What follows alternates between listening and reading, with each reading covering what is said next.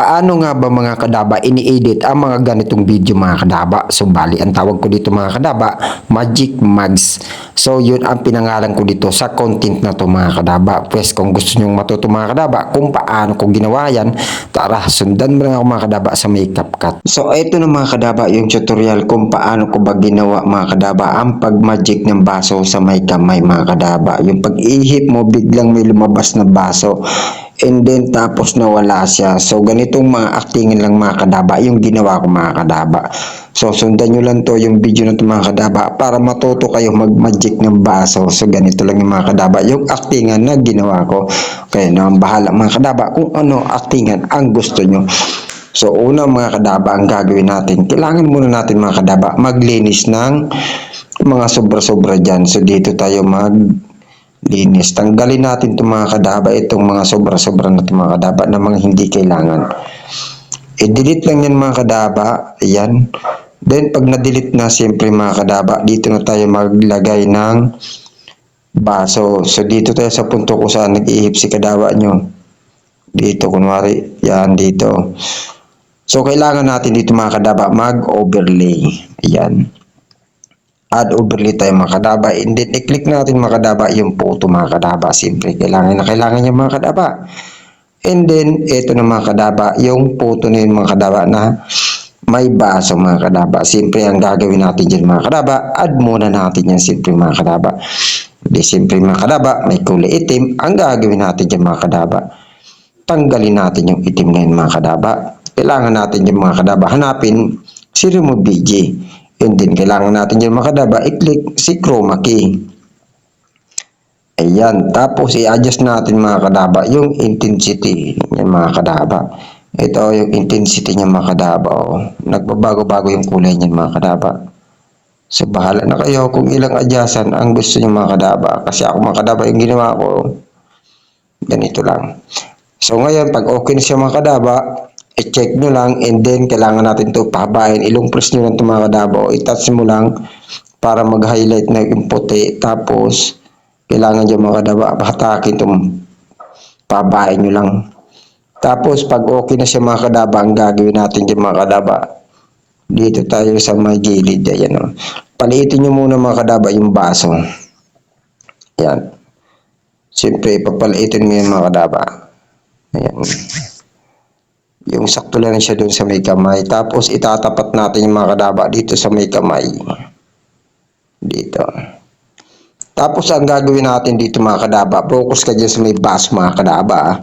Para hindi ka magkamali sa pag-edit mo mga kadaba kung paano ang pag-magic nyan. So, ganito yung mga kadaba. So, bali mga kadaba, ang gagawin natin dito. I-adjust natin yung baso. So, bali dito tayo mga kadaba cut mga kadaba dito.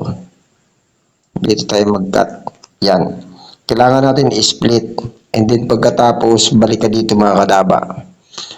Tapos, pag hanapin mo mga kadaba si opacity. Opacity. Asaan ka na ba? Opacity. So, ang gagawin muna natin yung mga kadaba. Kailangan natin yung mga kadaba yung opacity. Ilagay sa may 00. Ayan. Tapos, siyempre mga kadaba, dito tayo maglagay ng plus diamond kung tawagin keyframe. So, ganito yung mga kadaba. Ayan. Tapos, gawin natin, i-drag lang natin ng dandahan mga kadaba. Ganito mga kadaba. O, tapos yung opacity mga kadaba, i-adjust nyo siyempre yung opacity para lumabas yung baso mga kadaba. Tapos, dito, di ba? Kuwari, nagulat ka, siyempre, ganun yung mga kadaba. Kailangan umakting ka, siyempre, na parang totoo na merong nangyari, di ba? Ganun yung mga kadaba. Ngayon, pag okay na siya, i-check nyo lang. And then, pagkatapos yung mga kadaba, dito naman tayo sa isang baso ulit. Tapos, ang gagawin natin dyan, siyempre, pag okay na siya mga kadaba, kunwari, yung baso biglang mawawala. Ngayon ang gagawin natin, pag-ihip ulit dito tayo sa part na ito magkakat. And then ang gagawin natin mga kadaba, i-touch lang para mag-highlight yung puti, then i-click mo lang yung split. Pagka-click mo mga kadaba sa split, ang gagawin natin dyan mga kadaba, ganito. Lagyan natin yan ng plus diamond para mawala yung baso. Tapos, ang gagawin natin dyan mga kadaba, punta ka sa mga kadaba sa may opacity. Opacity. Hanapin natin si opacity. Ito. Ngayon, para mawala yung baso, i-adjust mo yung video mga kadaba dito banda. I-adjust mo rin yung opacity. Para kunwari, nawawala siya, di ba? Ganyan o. So, bali ganyan mga kadaba yung ginawa kong pag-edit. Di ba napakalupit? So, ganyan lang mga kadaba ang mag-magic ng baso. So, ngayon mga kadaba, pag nawala na yung baso, i-check nyo lang. And then, ang gagawin natin dyan mga kadaba, ganito ang gagawin natin dyan. Ayan. Tapos, dito tayo sa punto kung saan yung kamay niya nagpitik. Dito mga kadaba o.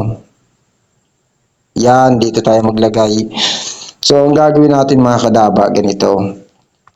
I-touch mo yan, double touch mga kadaba. Split, and then pagkatapos, gagawin mo dyan sa may baso, punta ka muna sa may opacity mga kadaba. Opacity. Tapos, lagay mo sa 100%. Check mo lang. Tapos, yung baso ng mga kadaba, ang gagawin natin dyan. Siyempre, nagpitik siya ng kamay mga kadaba. Gagawin natin dyan, lagyan natin ng plus diamond. Tapos, galaw-galawin mo na yung baso mga kadaba. Ganyan mga kadaba. Oh. Tapos, dito naman. Paikot-ikutin nyo lang yung baso mga kadaba. Bahala na kayo kung anong style ang gusto nyo mga kadaba. So, ganyan kasi mga kadaba yung ginawa kong content. May umiikot na baso. Ayan o, di ba napakalupit mga kadaba. So, ganun ko lang yung inedit mga kadaba. Ganyan lang. Ayan. So, ganito mga kadaba yung kakalabasan niya mga kadaba. Tignan natin mga kadaba. So, bali ganito ang kakalabasan niya mga kadaba. Tignan mo ha. Ayan o. O, diba? May lumabas na baso. So, ganyan ko lang yung mga kadaba inedit. Tapos, mawawala yung baso pag ihip naman. O, diba? Napakalupit. So, ganun lang mga kadaba yung pag-edit ng Magic Mugs. Ayan o. So, diba? Napakalupit mga kadaba. So, ganun lang yung mga kadaba. So, ngayon, export na natin mga kadaba. Okay na yan. So ngayon mga kadaba, kung may natutunan ka sa video nito mga kadaba, paki-subscribe naman and then paki-follow and then paki-share naman ng video nito para nang sa ganoon yung mga baguhan matuto din sa pag-edit ng mga ganitong content. Yun lang mga kadaba. Thank you very much. God bless you all.